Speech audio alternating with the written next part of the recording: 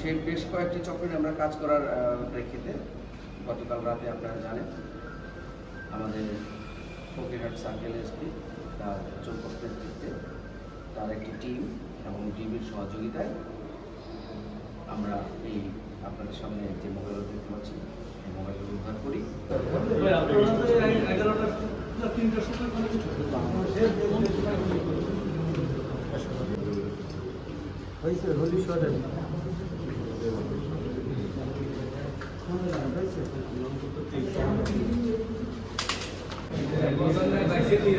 সেই বেশ কয়েকটি চক্রে আমরা কাজ করার প্রেক্ষিতে গতকাল রাতে আপনারা জানেন আমাদের ফকিরহাট সার্কেল এসপি তার চৌকস নেতৃত্বে তার একটি টিম এবং ডিবির সহযোগিতায় আমরা এই আপনাদের সামনে যে মোবাইলগুলো দেখতে পাচ্ছি এই মোবাইলগুলো উদ্ধার করি এবং আমরা এই মোবাইলগুলো পরীক্ষা নিরীক্ষা করে দেখতে পারি যে মোবাইলগুলো আইএমইআই এবং এই মোবাইলগুলো আইএমইআই পরিবর্তন করার জন্য যে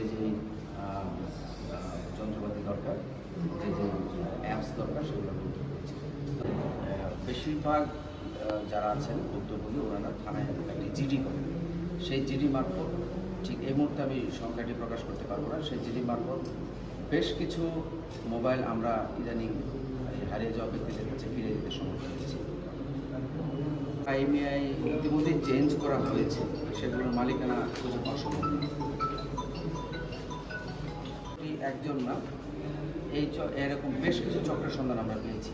এখানে কেউ কেউ চোরাইকৃত মোবাইল সংগ্রহ করে, কেউ কেউ এই আইএমইআই চেঞ্জ করার কাজটা করে, আবার এর মধ্যে কেউ কেউ এই মোবাইলটা বিক্রি করার দায়িত্বে বিভাগ যারা আছেন ভুক্তভোগী ওনারা থানায় একটি জিডি করেন।